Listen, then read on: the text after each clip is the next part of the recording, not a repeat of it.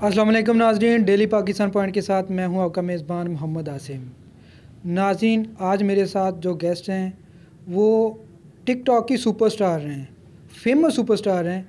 आज उनसे जानेंगे टिकटॉक के हवाले से वो कैसे फेमस हुई और क्या क्या उनको मुश्किलात का सामना करना पड़ा।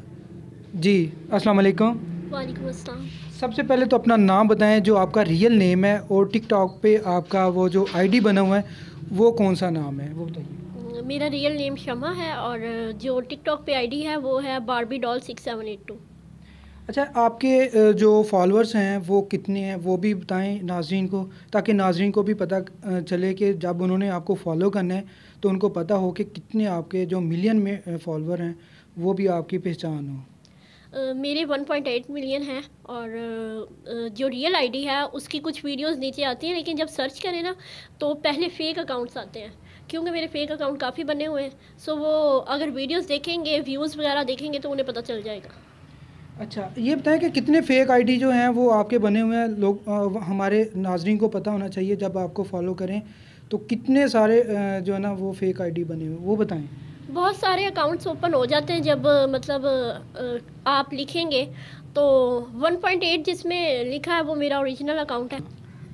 मैं जब वीडियोस देखती थी तो मुझे लगता था कि ये टिकटॉक एक ऐसा प्लेटफॉर्म है जहाँ इंसान बंदा अपने जो है ना टैलेंट को ज़ाहिर कर सकता है। सो जहाँ तक टैलेंट की बात की जाए वो पाकिस्तान में माशाल्लाह वैसे ही बहुत है, तो मैंने भी बनाना शुरू कर दिया। लेकिन मैंने जो मतलब जितनी भी मेरी वीडियोज़ हैं वो वेल में है, निकाब में है।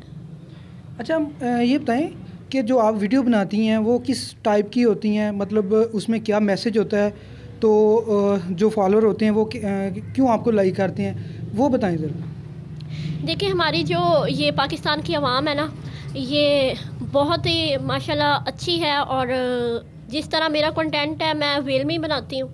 और दूसरी बात ये कि मेरे जो कंटेंट होता है वो यही होता है कि किसी के अबाउट कोई गलत बात ना की जाए, किसी सिटी के, किसी पर्सनैलिटी के, किसी टिकटॉकर के, क्योंकि सबकी नज़र में वो इंसान जो हमारी नज़र में बुरा हो सकता है वो खुदा की नज़र में हमसे अच्छा हो। तो मैं नहीं समझती कि किसी के ख़िलाफ़ कोई वीडियो बनाऊँ या ये जो कहूँ बाबा जी सियालकोट या ये जो आजकल फ़ेमस कर रहे हैं सिटी, तो ये कंटेंट मैं नहीं रखती। मेरा एक यूनिक कंटेंट है जिसकी वजह से लोग मुझे लाइक करते हैं। अच्छा, बहुत सारे ऐसे जो होते हैं टिकटॉकर होते हैं वो नीचे कमेंट्स भी कर रहे होते हैं। कुछ तो होते हैं जो अपना गलत कमेंट्स करते हैं कि आपने ये अच्छा मैसेज नहीं दिया, ये है वो, तो उसको आप कैसे फेस करती हैं। देखें, कहते हैं कि इंसान जो बोलता है ना, वो जब इंसान बोलता है तो वो अपने ख़ानदान की पहचान करवाता है। तो कोई किसी को हक़ नहीं है कोई किसी को बुरा कमेंट करे, क्योंकि सबकी मेहनत होती है। ये तो समझते हैं कि 17 सेकंड की वीडियो है तो ये ऐसे ही बन गई होगी, लेकिन इन्हें नहीं पता होता कि ये कितनी बार डिलीट करके फिर बनी है। तो मैं उन सबको यही मैसेज दूँगी, वीडियो अच्छी है, बुरी है, आप उसे कमेंट ना करें। अगर बुरा करना है तो कमेंट ना करें। अगर किसी को अप्रिशिएट नहीं कर सकते तो किसी को डिसहार्ट भी ना करें। वेरी गुड, ये आपने अच्छा बहुत अच्छा मैसेज दिया है।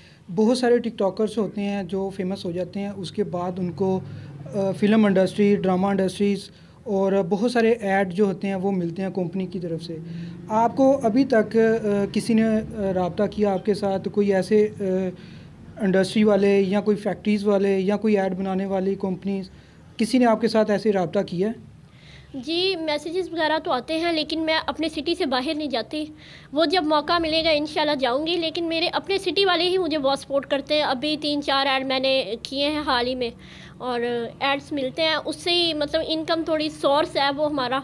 लेकिन ये टिकटॉक की तरफ से तो मतलब आपको पता है कि टिकटॉक खुद कुछ नहीं देते, लेकिन उन्होंने एक प्लेटफ़ॉर्म दिया हुआ है कि इसके ज़रिए आप कमा सकते हैं।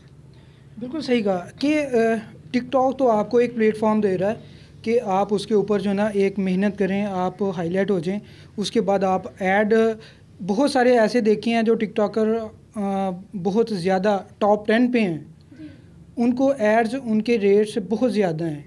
तो आप क्या मैसेज देंगे जो नए स्टूडेंट आ रहे हैं, उनके अंदर टैलेंट है और वो टैलेंट अपना दिखा रहे हैं, तो क्या आप मैसेज उनको देंगी, स्टूडेंट किस तरह का अपना टैलेंट शो करें, रियल टैलेंट शो करें, या जिस तरह वो टिकटॉक पे या फिल्म इंडस्ट्री में जिस तरह ड्रामे बनते हैं उसके मुताबिक चीज़ें करें।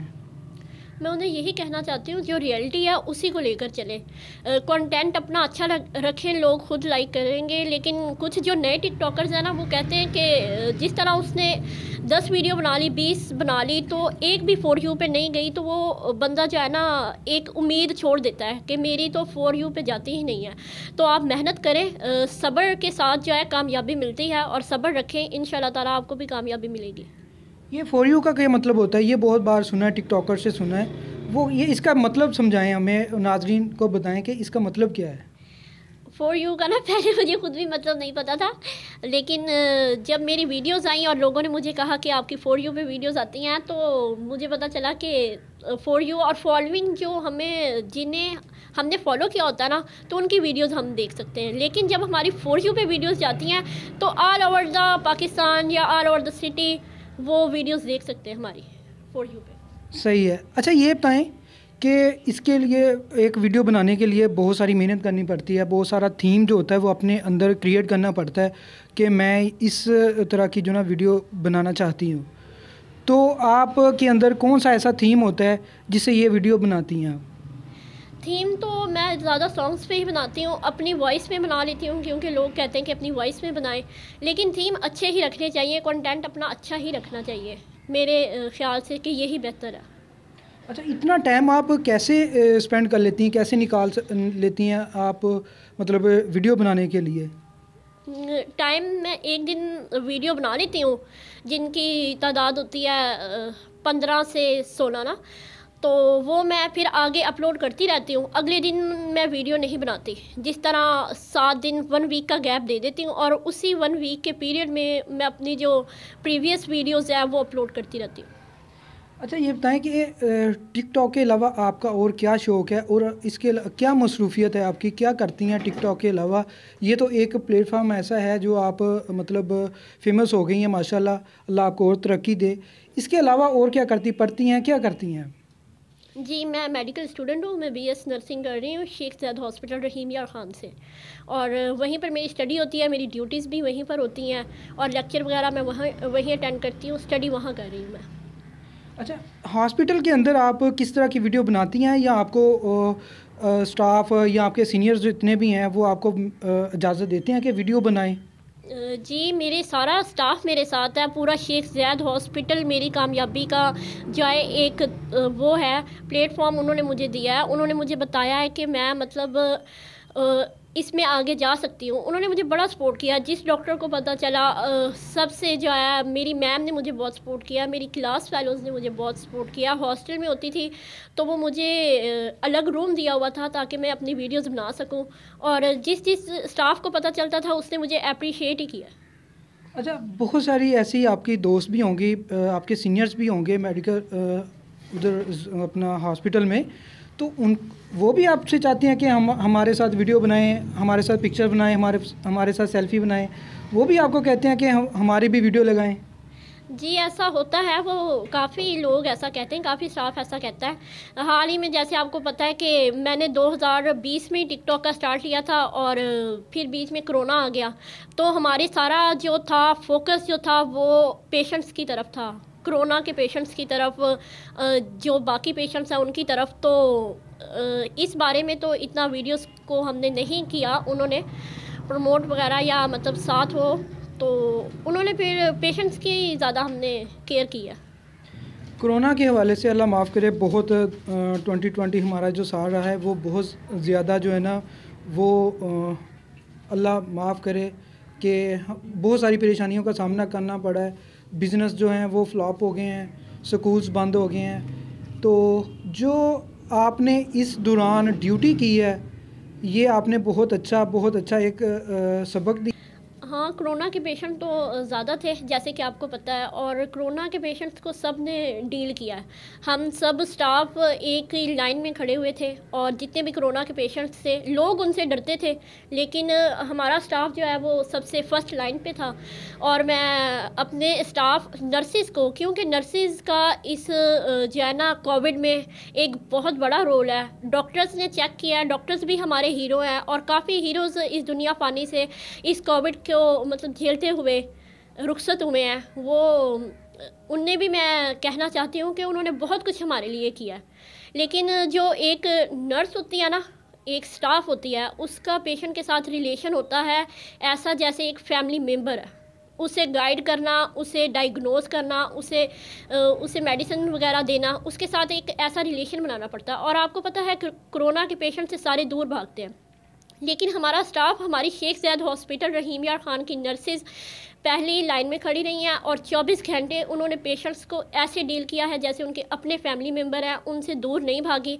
मैं शेख ज़ैद हॉस्पिटल रहीम यार खान के सब स्टाफ नर्सेज़ को, सब हेड नर्सेज़ को सल्यूट पेश करना चाहती हूँ कि उन्होंने इतना मतलब पेशेंट्स को डील किया है, इतने प्यार से किया है और उन्हें ये फ़ील नहीं होने दिया कि वो कोरोना के पेशेंट है तो हम उनके पास ना जाएँ। और डॉक्टर्स ने भी उन्हें बहुत हिम्मत दी है, वो भी स्टाफों के साथ खड़े रहे हैं।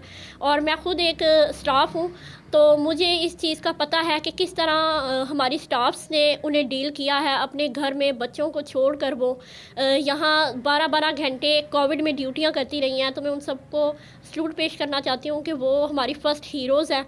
उन्होंने इतना जो है सपोर्ट किया है इस मतलब माशरे में, और आई थिंक कि उनका बहुत रोल है इसमें। बिल्कुल सही कहा कि हर डॉक्टर्स ने, जो सीनियर हैं, जूनियर हैं, सब ने अपना अपना टाइम दिया है हॉस्पिटल के लिए।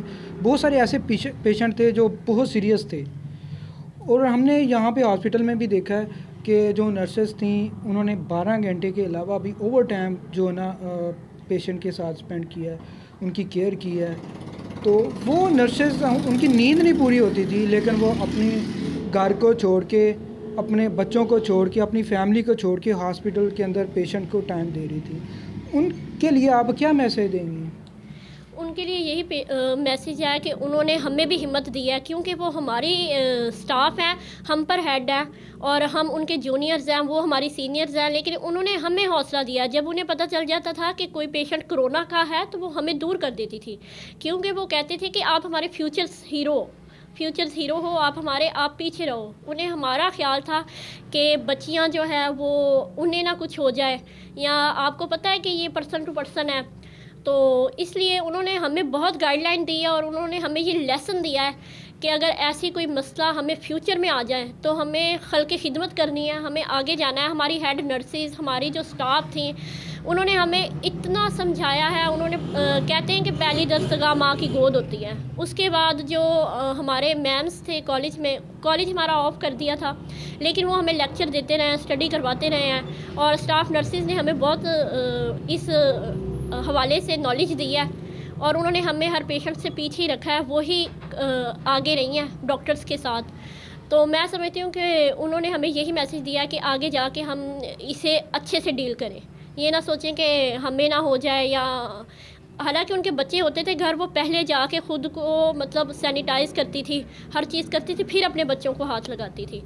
तो मैं कहती हूँ कि ये जो 2020 है ना, ये डॉक्टर और नर्सिस के साल है।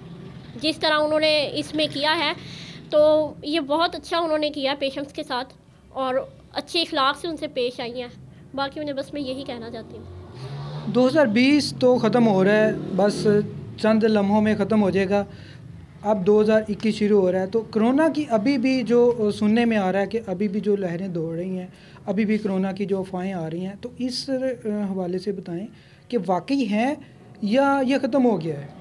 नहीं, कोरोना ये हमारे कुछ बुज़ुर्ग और कुछ ऐसे हैं पर्सन जो कहते हैं कोरोना है ही नहीं, तो वो इस चीज़ को नहीं समझ सकते। इस चीज़ को सिर्फ मेडिकल रिलेटेड पर्सन समझ सकते हैं, वेल एजुकेटेड समझ सकते हैं। तो कोरोना अभी है, कोरोना ख़त्म नहीं हुआ, तो इन्हें चाहिए कि ये ख़ुद एहतियात करें और ऐसे बाहर फालतू में ना जाएं। और बाकी यही मैं उनसे कह सकती हूँ। काफ़ी लोग कहते हैं टिकटॉकर्स बाहर घूम रहे होते हैं, इन्हें कोरोना का ख्याल नहीं है। भाई, हमें कोरोना का ख्याल है, हम अपनी सेफ्टी के साथ जाते हैं। और आप ये ना सोचा करें कि हम बाहर जाके वीडियोस बना रहे हैं तो हमें कोई इसके अबाउट नॉलेज नहीं है। इसके अबाउट नॉलेज है और हम इसे पूरी सेफ्टी के साथ करते हैं, वीडियोस बनाते हैं। बिल्कुल, कोरोना में भी हमने देखा है कि वीडियोस काफ़ी जो फेसबुक पे, सोशल मीडिया पे देखते रहे हैं। घर में बैठ के और क्या करना होता है, यही वीडियो देखनी है, सोशल मीडिया है। तो ये आपकी हिम्मत है वैसे कि कोरोना में भी आपने सेफ्टी के साथ वीडियोस बनाई हैं, लोगों को इंटरटेन किया है, ये भी बहुत बड़ी बात होती है। तो अल्लाह आपको सेहत तंदुरुस्ती दे। ये 2020 में आपने जितनी मेहनत की है और जितनी स्ट्रगल की है, ये सिर्फ नर्सेज नहीं, सीनियर डॉक्टर, जूनियर जितने भी हैं, सारा स्टाफ है, तो ये इनको सलाम पेश करते हैं हम। इन्होंने बहुत मेहनत की, अल्लाह पाक इनको हिफ्ज़ व ईमान में रखे। तो ये आखिरी मुझे मैसेज दें स्टूडेंट्स के लिए कि स्टूडेंट्स जो नहीं आ रहे हैं वो भी अपना जो है ना टिकटॉक पे काम करना चाह रहे हैं, कोई ऐसा काम बताएं, कोई ऐसी मतलब उनको थीम दें ताकि वो भी टिकटॉक पे अपनी वीडियो बनाएं, और जितनी जल्दी आपकी अपना वायरल हुई हैं, आप फेमस हुई हैं, वो भी चाहते हैं कि हम भी जल्दी फेमस हों। सब लोग तो यही समझते हैं कि जैसे टिकटॉक स्टार्ट लेते हैं तो फेमस हो जाते हैं, लेकिन ऐसा नहीं था। मैंने 2019 के लास्ट से वीडियोस बनाना शुरू की हुई थी, लेकिन अपलोड नहीं करती थी। तो मुझे कामयाबी 2020 में मिली है। तो मैं उन्हें यही कहना चाहती हूँ कि अपना थीम साफ़ रखें, क्लियर रखें। और मैं अब यूट्यूब चैनल लॉन्च करने जा रही हूँ, तो उस पे भी मैं अपना जो कंटेंट है वो अच्छा रखूँगी। मेरी एक टीम है, उन्होंने मुझे गाइड किया है, गाइडलाइन दी है, मैं उन्हें अपने साथ लेकर चलूँगी। और यूट्यूब पे भी इंशाल्लाह अच्छे अच्छे कंटेंट लाऊँगी जो एक बंदा फैमिली में बैठ के देख सके। वेरी गुड, ये आपने बहुत अच्छी बात की है कि जो लोग टिकटॉक को नहीं देख सकते वो यूट्यूब पे आपके चैनल को देखेंगे, आपकी वीडियोस देखेंगे। और अल्लाह पाक आपको अपने हिफ्ज़-ओ-ईमान में रखे, आपको और तरक्की दे, आपकी वीडियो जितनी ज़्यादा वायरल हो, ये हमें